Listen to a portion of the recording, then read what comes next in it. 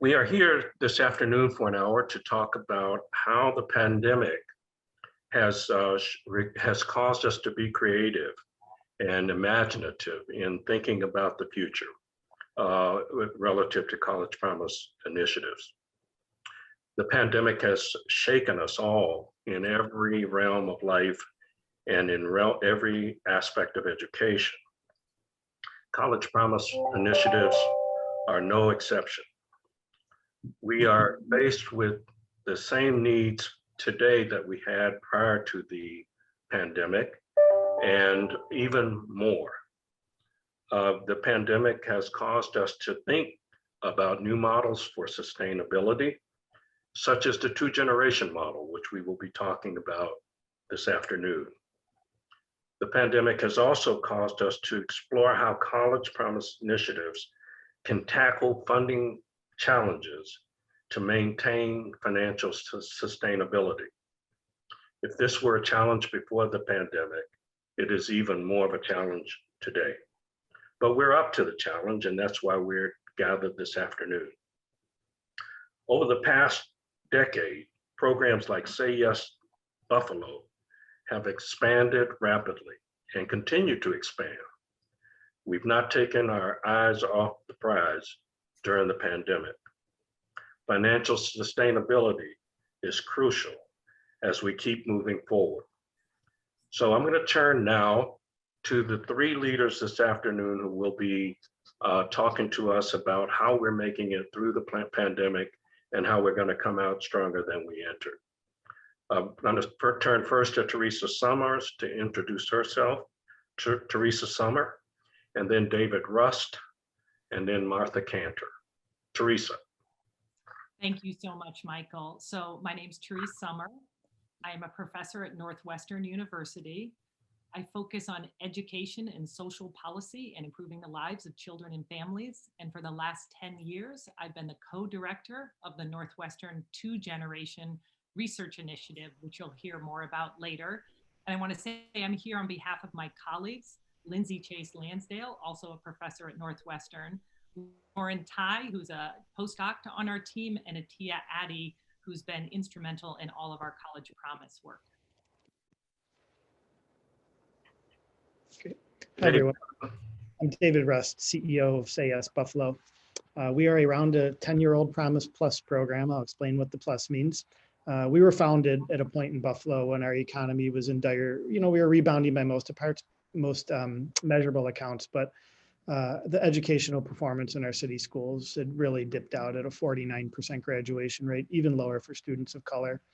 We spent the last decade forming our Promise program, and it's had tremendous impact in our community with a graduation rate in our city schools that's moved from 49% to 76%, a 23% increase in post-secondary matriculation, a 3 percentage point increase in post-secondary completion with comprehensive supports in place that I will talk about later. We have a tremendous team here, a diverse team, 70% leaders of color. And we spent the last year meeting the needs of our community, but also growing and evolving. And I'll talk about that a bit more later. So thanks for having me today, Martha and Michael, and looking forward to a good discussion with everyone. Thank you very much, David. And Martha Cantor, CEO of College Promise and former U.S. Undersecretary of Education. Sure. So yeah, I run College Promise. We're a national nonpartisan nonprofit initiative that supports hundreds of local and state promise programs throughout the country, like Say Yes Buffalo. All of them are focused on giving our nation's students financial and student supports for their success in college, career, and community. Those are our 3 C's. We want a post-secondary education to be as free, universal, and as accessible as high school has been in the past century. And we promote the expansion and sustainability of quality promise programs. We support promise leaders around the country, and we share the latest research and policy solutions so that we can empower youth and adults to really reach their potential, eliminate barriers to opportunity, close equity gaps, and build the equitable pathways to and through the middle class. Thanks so much, Michael. Thank you, Martha. I'm Michael Nettles, and I'm Senior Vice President for the Policy Evaluation and Research Center at ETS in Princeton, New Jersey. And I've been proud and and privileged to work with College Promise and Martha Cantor over the past 7 years to think about financial sustainability models. And that was pre-pandemic. But now we've been faced with new challenges. And Martha, I'm going to turn to you first and ask you if you could talk a little bit about financial sustainability and new ideas for sustainability and what's on the horizon for College Promise.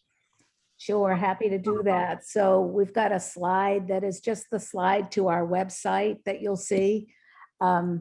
And, you know, it's exactly what we want. We've had high school for more than a century. Can we go beyond that? So you're seeing around the country tuition-free college proposals, free community college proposals. You see a lot of local and state programs growing these kinds of programs. And pretty much we try to report on that with the community as much as we can through COVID. We're not through it yet, but we are hopefully navigating through this pandemic as best we can.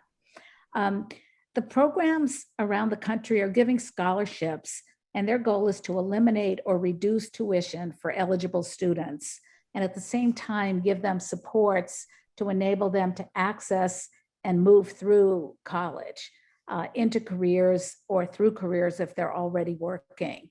And, you know, back in 2015, President Obama announced the College Promise. He didn't serve on it, but he did ask Second Lady Dr. Biden, who was a community college professor and is still a community college professor, and the Honorable Jim Geringer, who was widely respected, 8-year former Republican governor of Wyoming, who actually established a statewide promise to lead the board. And we set out at that time to grow hundreds of College Promise programs across the country. We use a collective impact whole family model that Therese Sommer will tell you about, bringing public and private sector leaders together to build and sustain what we want for every community, a college-going culture, and the scholarships and student supports that enable their success. So now we're in our 6th year. We believe, as I said, a high school education is not enough. The jobs are requiring more education beyond high school. And we think of college broadly, including career technical institutions, because we are going beyond what we all have known as a traditional college. We have many more opportunities for students, and we want students to have the opportunity to get an accessible, affordable, quality education, regardless of income, race, ethnicity, geography, background, or culture. So if you can put up the next slide, I only have 2 slides. Since our start in 2015, we've expanded the programs from 53 programs that we tracked in 2015 to now 338 across the country in 47 states. And for a statewide look, the Tennessee Promise launched in 2014, and we now have 30 different statewide Promise programs, which is almost a 600% increase in a very short time. So there's tremendous capacity locally. And we've got Promise leaders across the country who've been very innovative in identifying multiple funding streams to support their programs. And SAYES is going to talk about their example this afternoon, but they've been working very hard to gain financial and student supports from local, state, and the federal government, including from their counties, their cities, colleges and universities who participate, foundations, donors, K-12 schools, and nonprofit organizations. So it's a mix of different funding streams that create the efficiencies and pay for the tuition and supports. The pandemic has exacerbated all of this. Many of the programs have come to the fore with tremendous creativity and partnering with their non-public and private sectors to use care funds, philanthropy, and private sector funds for things like emergency grants. You're seeing a huge amount of growth there. The bus passes, special funds for books and laptops for students that didn't have access to technology, even childcare to meet the unmet needs.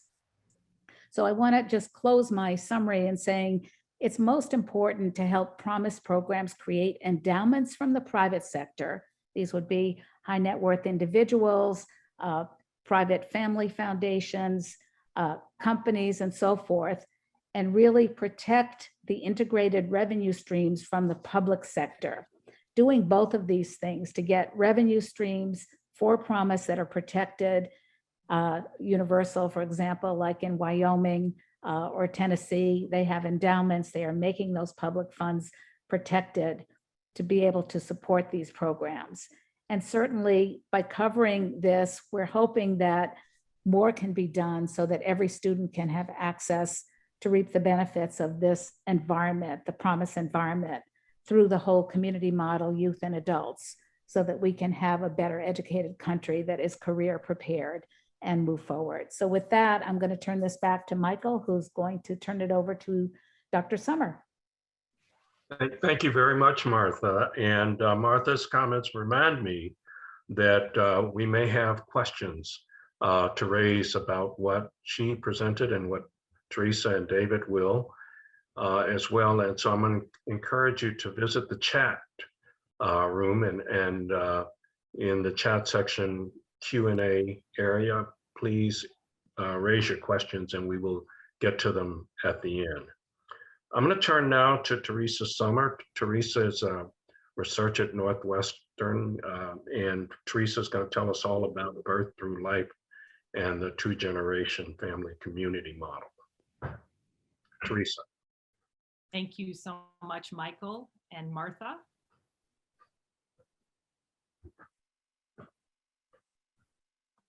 So I'm ready to go ahead. I didn't see my picture yet. We can see it. Oh, you can. Okay. Thank you so much. I'm going to be speaking about what we call two-generation education strategies or family-centered strategies to improve family economic mobility. Next. So what I'm going to do is quickly give our definition of a two-generation approach, talk about the key principles from developmental science that inform this approach, and then really dig into some evidence. And I'm going to look at two very different programs over different lengths of time. The first, Career Advance, we've been studying for over a decade, and it involves quality Head Start with career training for parents. And then evidence from a newer model closer to everyone in the audience here, it's Hope Toledo's Promise two-generation approach to college promise. Next. So what is a two-generation education intervention or a family-centered whole family intervention? Interventions that link education programs for both children and youth and parents in the same family at the same time.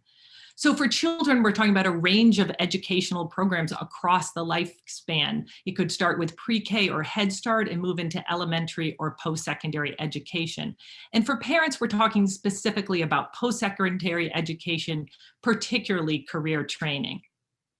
Next. And what's critical is that many programs, past two-generation efforts aren't, there were many in the 1990s, but many seem to fail to achieve the educational outcomes they sought because they were light touch or referral. And this current movement is focusing on high quality and intensive programs for both generation, not one or the other. Next. So behind a two-generation approach, there's extensive theory and empirical evidence that informs this work. And we know that children alone cannot be the only agents of change in their environment. And that in this context, for kids to change, family is absolutely critical. It's those small interactions on a day-to-day basis that make up the change that's important for children's future and their lives. Next. And we know that parents have the greatest influence themselves on children's trajectories. They are the primary engine of healthy or unhealthy development for children. They serve as educational role models. And we know that when you strengthen parents' own skills, it's likely to have cascading or what we would call long-term sustained effects on children. Next. And so parents, we know, are just absolutely, next. Whoops, Yeah, parents are central to children's educational and economic success. And I want to say, over many years of working with children and families, I'm surprised how often it happens that a parent, even only 20 years old, says they want to give up on themselves and their education and focus only on their children. But we know that parents' education is so strongly linked to the academic and skill of development of children, and that happens across the lifespan from very young children till older. And we also know that parents' education is associated with children's economic well-being, especially through parents' own career and economic success. Next. So now that we have a fundamental sense of the theory behind two-generation education programs, I want to speak specifically to Career Advance. Career Advance is a Model 2 generation education program. It began in 2010 and is delivered by a large anti-poverty agency in Tulsa, Oklahoma. Next. And the goal of this program was to sustain the positive benefits children were already receiving in Head Start and to see how those can continue through elementary and beyond. And so the solution in this case, through private philanthropy and public funds, was to invest in the education of parents, specifically careers in healthcare where there were high demand jobs. And this is a very intensive program, like some of the College Promise models. It's tuition free for the parents. There are incentives for attendance. They begin the program in peer cohorts of other Head Start parents. They receive academic and employment coaching, and they're being trained in careers in healthcare where there's stackable training, where they can achieve one certificate, say, for example, in nursing, and move on to the next. Next slide. So we have seen in our study that Career Advance has had substantial and sustained positive effects on parents, and we show them here. So for example, in a wide range of areas, parents have who are in this program compared to a matched comparison who were not but were motivated for careers in the healthcare. They had much higher rates of career certification, employment in healthcare, and an identity around a career. And just for example, in the group that was in Career Advance, 63% achieved a certification within the first year compared to just 3% in the matched comparison group. We also saw that these parents began to improve their financial circumstances. They had less financial worry, less experiences of material hardship. And we hope to see this translate into earnings beyond the 3 years. And finally, in terms of psychological well-being, in the short term, parents had improvements in what we call optimism, or their sense of the positivity for the future, and their own sense of agency or self-efficacy that they could achieve the goals they set out for themselves. Next slide. So also we want to see, so how do these benefits to parents, do they translate to benefits for kids? And we've been able to study this in the short term and plan to study it in the longer term in the future. So these children in the Head Start program, we see higher rates of attendance. We particularly see improvements in rates of chronic absence, which is missing 10 or more days of school. And you know, for kids to gain from school, they need to be present. And so parents going to school resulted in children going to school much more often as well. And we also saw that these kids were among the group who were most behind when they started the Head Start program. They had greater school readiness. Next slide.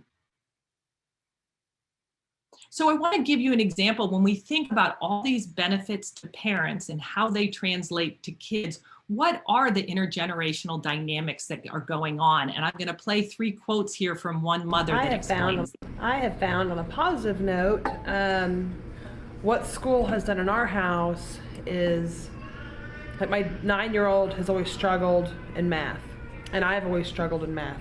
It's never been a strong suit, and I've always told her that, you know, sorry, I can't really help you. And she's relied on that. Well, you know, mommy can't help me. She doesn't get numbers. I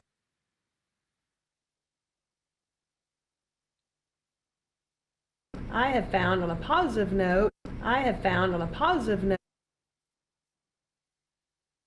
note. yeah. Well, when I What got school put in has this done an- math I tutoring have class, So I think if you just hover on this middle quote, you'll be able to play that. on a positive note. Well, when I got put in this math tutoring class, I felt like I could then relate to her more, and I felt like it was empowering me because it was giving me those skills that I left behind somewhere in high school and junior high. And so when I would get home, for the first couple of weeks, I'd be like, I can help you. She's like, no, you can't. You don't know how to do this. I was like, no, I know how to do it now.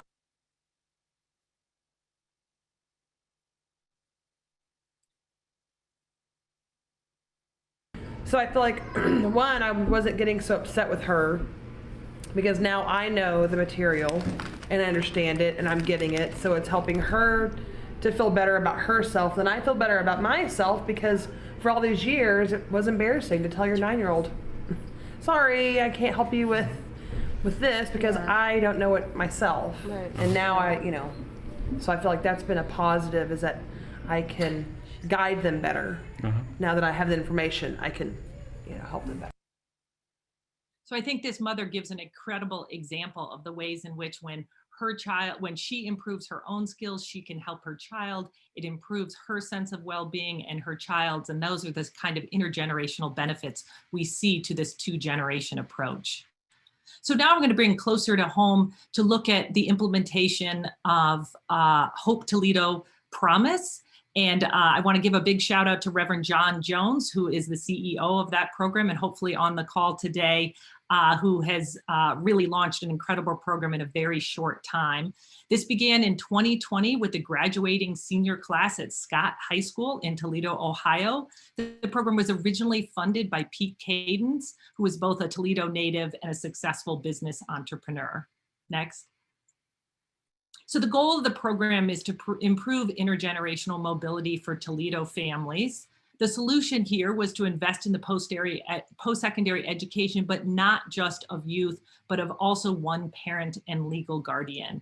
And the program provides 4.5 years of scholarship support with wraparound and supportive services to both the youth and the parent. Next. So, the parents in the program, most kids who enrolled in the program enrolled in 4-year schools, while most kids enrolled in 2-year schools. And many of the youth attended schools in Greater Toledo, but those who went outside planned to transfer and come back home. Next. And so future plans for this program are to scale it to prepare students for high demand careers across Greater Toledo, particularly in healthcare, in education, where students of color are in low representation in those fields. I also, just to step back, want you to know that the program, about half of the students who were offered the program entered it, and about 20% of the parents entered the program. They had to go only if their child was in the program, and also either they couldn't be in it if they had a BA already, or they could not if they did not yet have a GAD. So participation was higher among youth than parents. Next. So we've seen a variety of outcomes, mostly positive for the youth. They're all performing at or above the national average academically. But they are struggling with their learning skills. For example, very low rates of concentration we saw from a survey with them. I also want to say the majority of students in the program, over 2/3, are working. They're working part-time jobs typically, but at the same time, while they're both in a scholarship program and working, there are still great needs around very basic needs like enough money for food. That's 84% of them. Parents also reported, youth, close relationships with their parent, usually their mother, but at the same time, they demonstrated quite low psychological well-being. For example, high rates of loneliness and optimism. And to Michael's earlier point about COVID, next, we really wonder how much did COVID affect these outcomes. It's not to say that some of them couldn't have already been there, but overall, students reported quite a bit of loneliness, feeling they had a very different college experience and the distance of remote learning as a great struggle for them. Next. So I want to conclude with a couple of slides that give you a sense of what students see as the benefits of this program. So first, this is about how a full scholarship eases the burden not just on the youth, but on the family as a whole. So I just think about the weight that he lifted off my family's shoulders. Because, you know, if I went to college, I would have had to eventually pay something. And then, you know, as a family, as a people, group of people who support you, they're going to want to help you. But now that, you know, all that is paid for, it lessens the burden, you know, of having to pay for college. So one of the benefits of a two-generation approach is reducing the financial burden for the entire family, even if only one generation goes. My daughter, me and her, we like to compete. So our first semester, it was like, okay, I was like, let's make a bet. Whoever get the best grades, we got to treat either one out. We just do a lot of competitions, but it's all fun and games because it's basically uplifting each other. She's uplifting me to go back to school. I'm lifting her up to go, you know, follow her dreams and be whatever she wants to be. And it's fun. It's kind of fun having a kid in college, and I'm in college. Competition, because for our grades, we be making like bets and stuff, like who gonna have the best grades and stuff, like for reward. And is that a good thing? Yeah. So this here is an example of a mother-daughter pair who are both in college together. And we were very curious to look at what are the intergenerational dynamics that happen when both a young person and their parent goes to college at the same time. And you see here, this is an example of real healthy competition that's going on. Other examples include key instrumental support that each generation is giving the other. Parents in particular help students with the FAFSA and other financial needs. Students themselves often help their parents with technology. And together there seems to be mutual and bidirectional support around motivation. Next. So I wanted to also share a community. Asking the question why. Go ahead.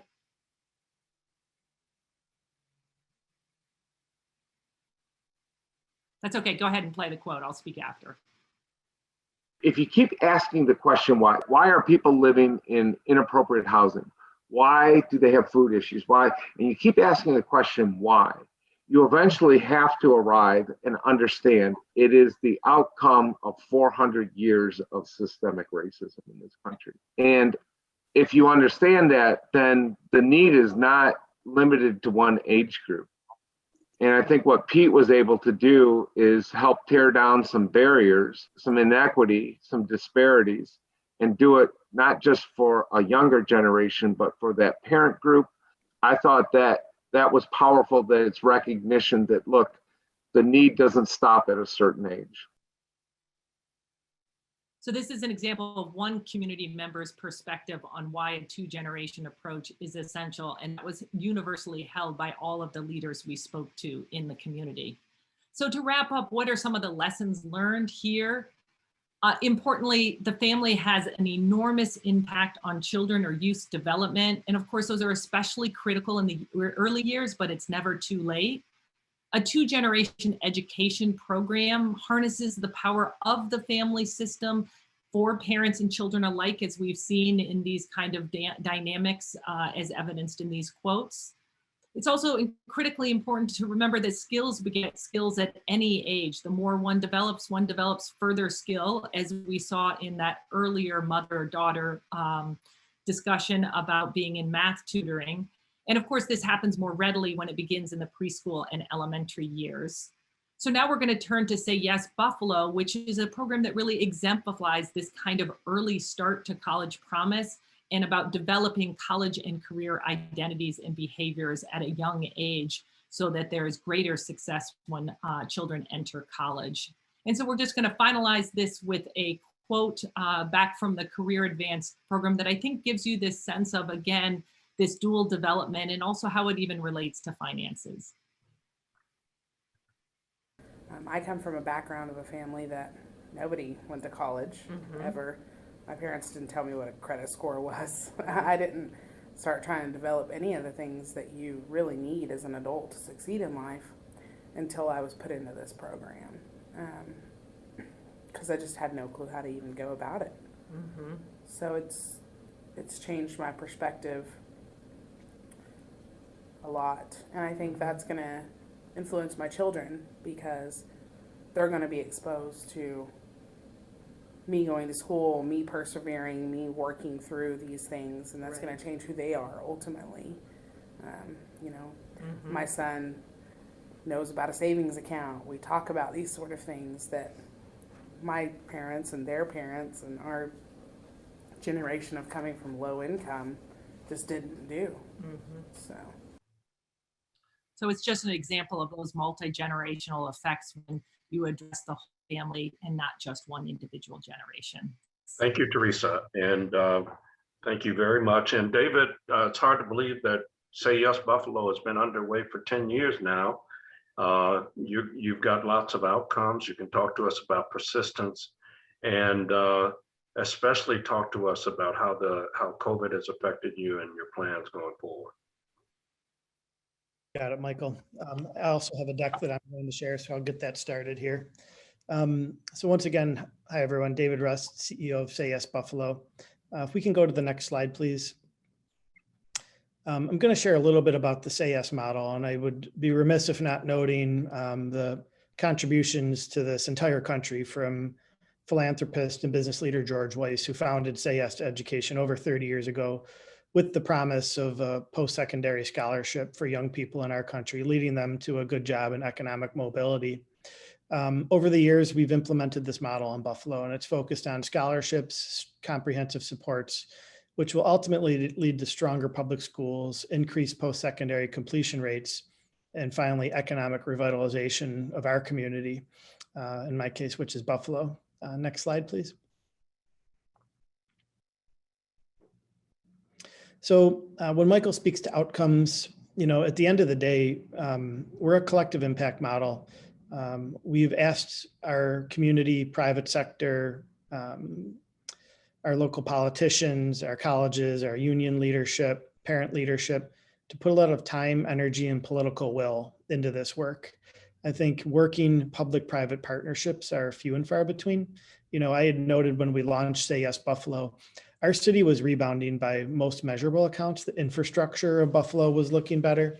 I view our work as the intellectual infrastructure. You know, in our region, we're calling for 165,000 open jobs in the next decade, 2/3 requiring some type of post-secondary credential. And with the intensive effort that we've undertook and with the collective impact model, you know, it was really important that we did have compelling outcomes, as Michael has spoken to.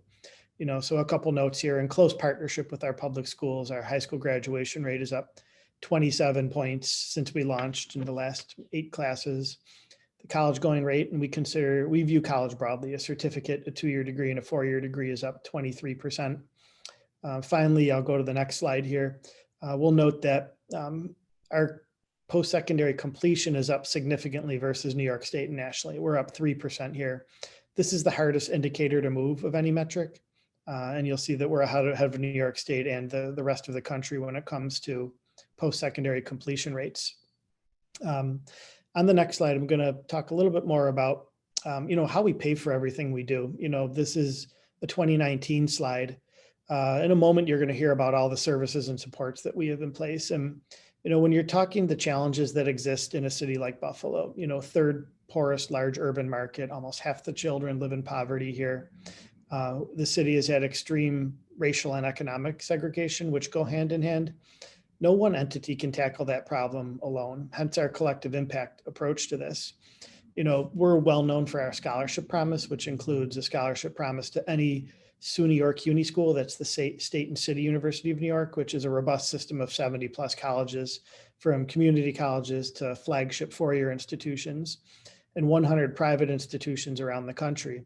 Just as critical is the programmatic elements of the work that we have in place. And you'll see a blended funding stream here. You know, we receive significant commitments from our public school district under the leadership of our superintendent, Dr. Kreiner Cash, the city of Buffalo under the leadership of our mayor, Byron Brown, Erie County under the leadership of our county executive, Mark Polenkars, a number of philanthropic partners, et cetera, to drive what we felt were two really critical endpoints for us: more high school graduates and more college and post-secondary graduates. On the next slide, I'll talk a little bit about what all this funds.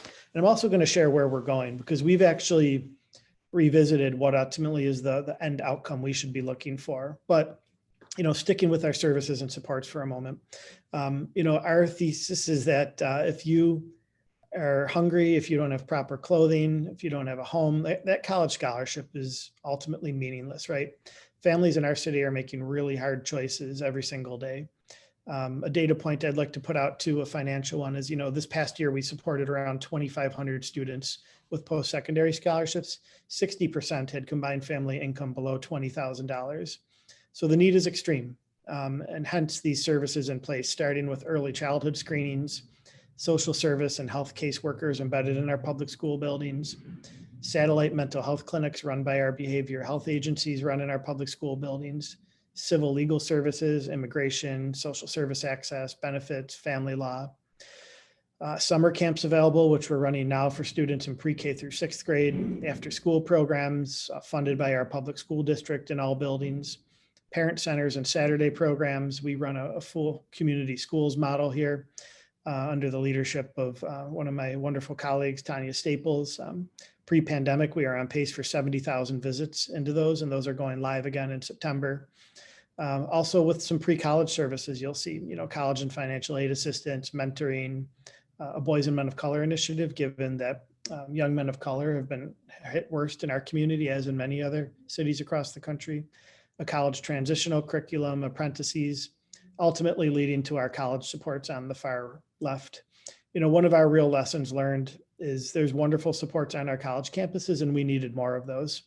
So, you know, so under the generous support of a Bill and Melinda Foundation's grant our community earned a few years back with Say Yes Buffalo as the intermediary, we were able to take these services and supports that existed in the public schools and embed those onto our college campuses as well, our 4 largest feeder institutions, ultimately leading to greater persistence for our students when they could work with a case counselor on campus. If, you know, I go to that individual and say, you know, I'm hungry and I don't have easy transportation to school and I'm struggling in math, you know, that individual can make good connections to the services needed so a student can persist and complete. So while not a silver bullet, you know, we were meant to provide systemic access to services for students in our public school buildings and in our campuses. And I would note our public school buildings underwent a $1 billion rehab in the last 15 years. And they're some of the best structural buildings you'll find anywhere in the country. And now they're open extensively for kids and families, as they should be, to allow students to access the services that they need. Next slide, please. So, you know, Michael had asked a little bit about our, you know, how the pandemic impacted us. You know, I think you'd find familiar stories. You know, we needed to provide technology to our students that were on campus. I think the most important service we launched was we opened up 50 virtual learning centers where families could drop their children off for to participate in their virtual learning, for a couple hot meals, for recreation, so that mom or dad or guardian could go to work. You know, we were shedding jobs in this community. We have a fragile economy, and those parents needed those jobs. And we stood those virtual learning centers up while the public schools were closed due to the pandemic. But I'm going to focus on this slide for a moment because I think we've really tried to evolve and innovate and meet the needs of our community and figure out what's our role in workforce development that can ultimately lead to that stronger Western New York economy. And I view this as the puzzle that Say Yes Buffalo, starting with scholarships, adding on the blue piece of the puzzle when we launched our pre-K through 12th grade supports, moving to the pink piece of the puzzle, which was our post-secondary supports, and now the role we can play in workforce. So on the next slide, I'll talk a little bit about the apprenticeship model that we are launching. Actually, I'll go to that in a moment. Actually, I'll speak to that briefly now. You know, so in any given year, about 70% of our students take advantage of our scholarship, 30% don't. Many of them, due to financial needs, you know, they have to go to work right away. So we're launching for students another option, which is a high-level apprenticeship model across 3 tracks initially: IT, business operations, and advanced manufacturing. We're adding a healthcare vertical a year from now. We have our largest employers in the sector signed up so that students can start on the job paid training with work experience while they're earning a certificate, a credential from an institute of higher ed, ultimately leading to that, mid-skill, mid-wage job as a junior coder, as a customer service representative, as a team leader, that allows students quick access to the workforce and is aligned with the needs of our workforce. So our first group of apprentices will kick off under a year from now. We're in the launch phase as we speak. So that's one of the big pivots we've made during the pandemic, is adding on that. And then finally, I would note here that the we with Say Yes Buffalo is very comprehensive. I had noted our collective impact model. We do have a wonderful board of directors. It's one of the real assets of Say Yes, comprised of business and civic leaders in our community. We've got an operating committee, which is comprised of public sector leadership that advises us at every step of the way on the programmatic launches. We have a leadership council chaired by our public stakeholders, and a number of task forces in place to continue to move our collective impact model forward. We've tried to build a coalition here of those that really cared about the importance of post-secondary completion in our community. I believe that is all good for our slides. So, that's the Say Yes Buffalo story in about 10 minutes. I'm certainly happy to answer any questions anybody has at the appropriate point in time. But next up on the agenda is Martha, CEO of College Promise, who's been a leader in this field from her time in California to the White House to the work she is leading nationally right now too. So Martha, we'll turn it to you. Yeah, I think at this point, we want to use the rest of the time to ask questions, and ask the audience what questions do they have. I know there are a couple up there already. So Michael, do you want to field the questions from the audience? Sure. We have, first of all, we have a lot of compliments to the people, to the panelists, Martha, Teresa, and David on your respective work. One question that's in the chat is aimed, I think, at all of you. How were the wraparound services promoted and accessed and delivered to students in Hope Toledo, Teresa, in the Hope Toledo Promise program? Can you address that? But I think wraparound is an issue for everybody, but you're muted, Teresa. Okay, sorry, I thought the mute was on central control. So the services, wraparound services, I want to say, Hope Toledo is a new program. It starts at core with Reverend John Jones, who the students report creating a family-like atmosphere. They meet monthly. He serves as an advisor, a mentor, a role model to the students. He knows every one of the students personally in the program and guides them in the process. The other ways in which students, based on focus groups we did with them throughout this spring, is that many of them are receiving services from their college that focus primarily on advising and mentorship. So this would be around course selection and around managing their time in particular. And then, so that's really supported by a tie between Hope Toledo itself and working with specific educational institutions where there's a partnership. And then there is also, of course, a partnership with Toledo Public Schools and the elementary and secondary schools from which the kids are coming. And Reverend Jones and his team are looking to expand those partnerships and intensify that kind of support. I'll just give you one other example is the number of students in the AVID program, a college prep program, noted the ways in which it really helped them be ready for this College Promise program. And the students who were in focus groups who did not have access to that talked about how valuable it would have been if they had been thinking about college much earlier. Yeah, and I think we need to be clear. You're actually conducting the research around the initiative, and that's the wraparound services are included in what you are examining. Yes, and I will say we've just completed an implementation study of Hope Toledo Promise, and that will be available for public viewing in the next couple of weeks. Yeah.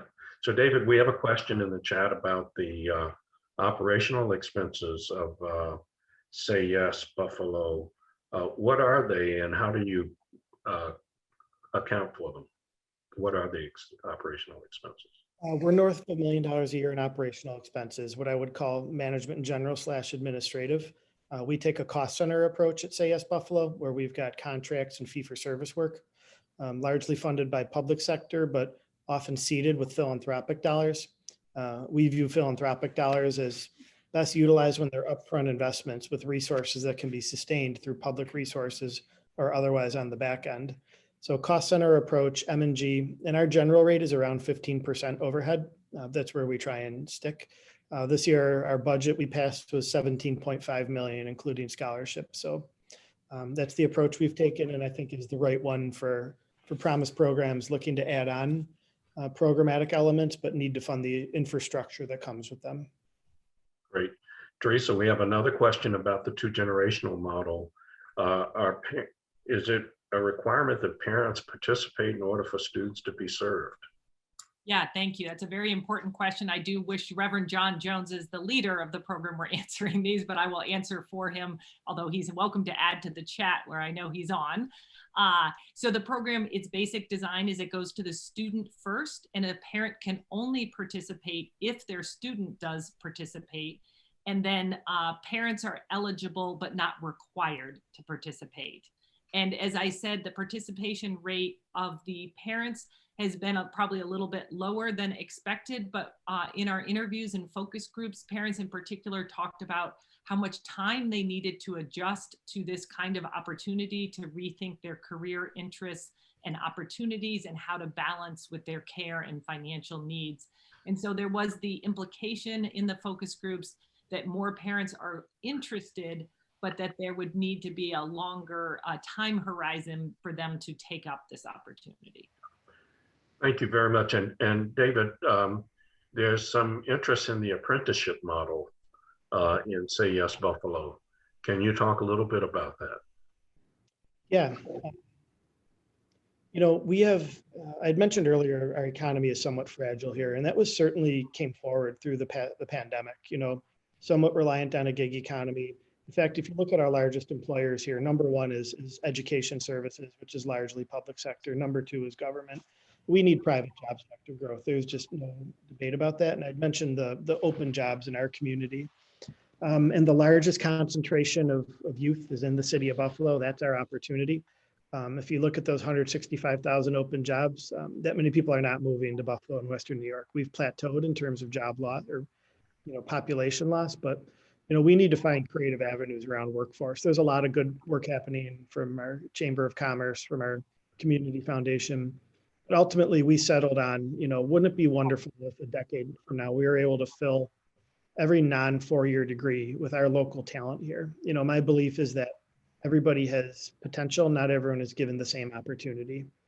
So the goal, and one of the reasons people aren't given opportunity is financial means. So, you know, the apprentice is an earn while you learn model, where if you're interested in working in graphic design or at a bank or, you know, any of the opportunities I shared, there's a pathway for you to have work-based learning that you paid for, perhaps 20 hours a week, while you're earning that credential at an institute of higher ed or at a local intermediary, if it's in advanced manufacturing, that leads into a certificate that will continue to allow upward mobility. And, you know, in our region, the goal is around a $45,000 wage to start as that mid-skill, mid-wage opportunity. But I would note, you know, we've got large region national bank, actually. It's a top 12 bank in the country, M&T Bank, which has built a massive tech hub down the street with those entry-level jobs in the 70s, you know.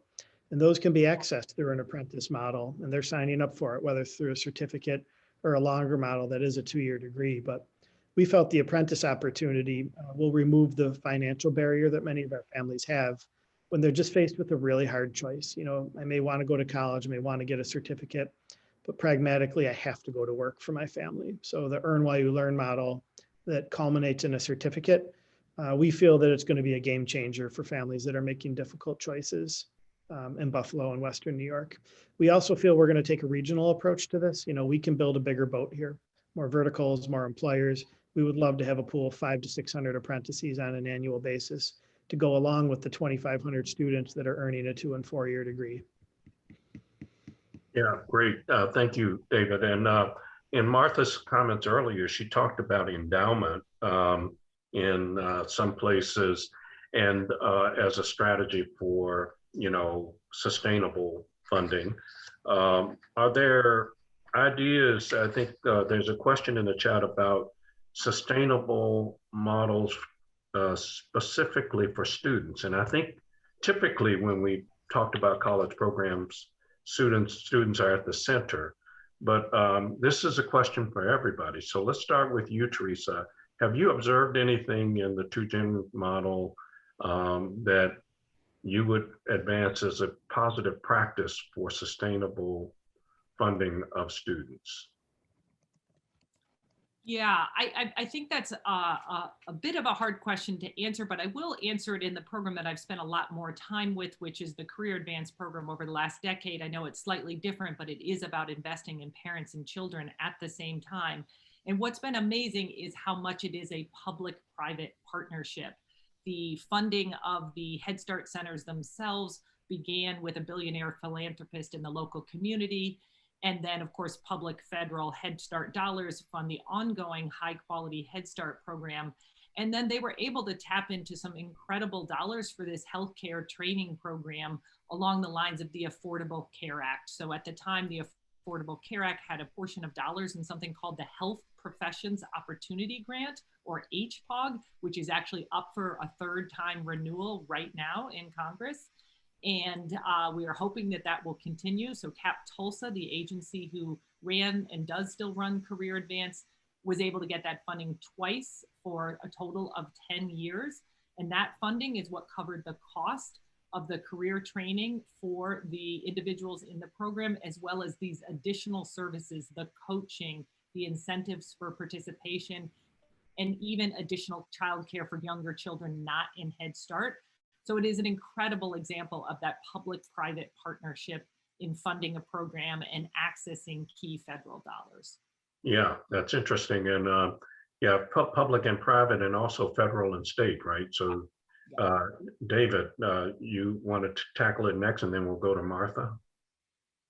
Yeah, I think I'll focus on the endowment component that you mentioned, Michael, given I shared how we fund our programs earlier, and I know that's where you're headed here. But yeah, we ultimately are aiming to endow a scholarship fund here so that our scholarship promise, whether it's apprentice certificate, 2-year degree, or 4-year degree, is in place in perpetuity. We're in the midst of a $100 million endowment campaign right now. It was generously seeded with a $25 million challenge gift, which, if we're able to reach it, would be the 6th largest gift in the history of our region. For every $3 we raise up to $75 million, this anonymous individual will kick in $1 up to $25 million. We've had a successful campaign. We're currently in the mid 20 millions in terms of what we raised. We are anticipating an 8-figure plus year. We kind of took the last year off with the pandemic. Our community needed to focus on basic needs, healthcare access, food, things that were really important. But again, coming out of the pandemic, we feel access to our scholarships and endowing this in perpetuity is critical for the long-term health and vitality of our region. So I don't pretend it's easy, but I do think when endowment is in place, it's there in perpetuity. You can ride the market. And ultimately allows your region to focus on other critical things, right? Whether it's affordable housing, workforce development, whether it's youth or adults looking for work. So knock on wood, we'll be successful, but we need to continue to have compelling outcomes and add value in this community. Great. Thank you, David. Martha. And I was just going to lift up and give a couple of examples of Neodesha, Kansas, which has plus or minus 48 high school graduates going on. And they put the scholarship program in place now 2 years ago, and they have doubled the number of college going. It's probably fallen off a little bit because of COVID, but it's been a phenomenal dynamic, a phenomenal system that they've built. And, I'm really talking to rural America in this way. And one thing they did was this was a private philanthropist who actually kicked it off with a 20-year endowment. So they are going to be building toward that and doing a lot of things that, David and Therese have talked about, reaching out to their local foundations, local businesses, and other public sources of funding from the city and the county. So that's one example. And I go all the way over to Oakland, California, which has plus or minus 2,000 supporters who have signed on, who are in many ways providing sustainable supports for the endowment that they're creating. They've got the funding is handled through the East Bay Community Foundation now, much like David has done. And it's very exciting to see these programs really thinking about, how to stabilize funding, especially now when there's so much need. And with the CARES Act funding, we're seeing Promise programs actually making the case to use the CARE funding to actually build the sustainable supports while it's here, knowing that, the CARES Act funding will, multiple funding streams from the pandemic are not going to last. But, how can we leverage strategically those funding streams to be actually mapped to what San Antonio Alamo Colleges has done so well in San Antonio, really looking at county, city, and public funds, as well as private sector funds to actually grow this. And I think you saw some of the bigger gifts that Mackenzie Scott gave out. That's another opportunity from people who are high net worth donors. So I think when you take all of it together, it's very exciting to see these changes taking place to stabilize the funding streams as well as at the state level. So Yep. Back to you, Michael, because we've got 3 minutes left. Yep, thank you very much, Martha.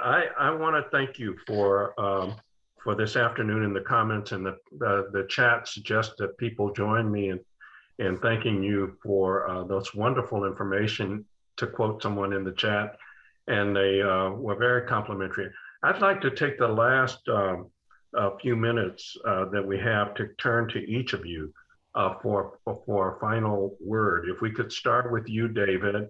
Any final parting words about coming out of COVID-19 as we continue to be in this pandemic that you would advise about college program promise initiatives nationally as it relates to financial sustainability?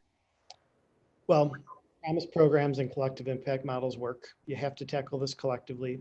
The problems we had in Buffalo are not unique. They exist in every urban and most rural markets around the country. That's the bad news. The good news is every community has the same assets that we have in Buffalo.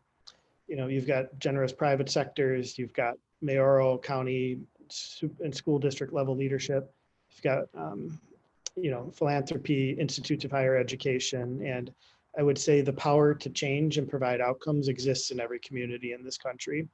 And it's a great place to be convened out of community foundations or United Ways or other private foundations that want to make a big impact. And I believe there's no more important work that can be done in our country right now than the work of collective impact models, comprehensive supports, and promise programs. Thank you, Teresa. Yes, what I'm going to say was true before COVID, and like most other things is all the more true post-COVID. Can you hear me okay? Yes. Okay, so what I'd like to say is just to remember that youth or children alone cannot be the only agents of change in families, and that if we want to improve the economic mobility across generations, you're going to have to think about the family as a whole, as David just spoke of. I think most of you on the call also know that you can't just think about education, but you've got to think about it tied to careers and economic well-being, and that is essential for economic mobility.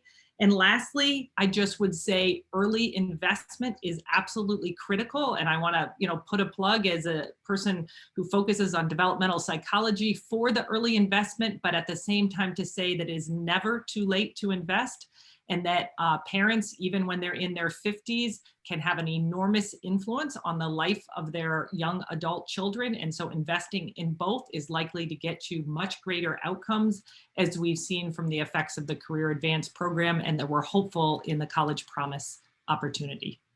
Thank you. Martha, you get the last word. Yeah, just the last word is 3 words: multiple funding partnerships and trust. It's actually 4 words that I want to leave everyone with, because you're seeing the examples of the relationships that have been used to build these programs and build these investments to make them sustainable. So back to you, Michael. Thank you very much. I want to thank David Rust, Teresa Summer, and Martha Cantor for this wonderful conversation this afternoon. And I want to say that as we continue to work together with College Promise, we will keep our eyes on financial sustainability, and want to thank people in the chat and who attended the session for your ideas, and stay with us. Write us and keep us posted on what's going on, and tell us your ideas as we continue to work on financial sustainability models. Thank you all very much. Have a great afternoon and a great weekend ahead and a great rest of the summer. Bye-bye. Bye-bye.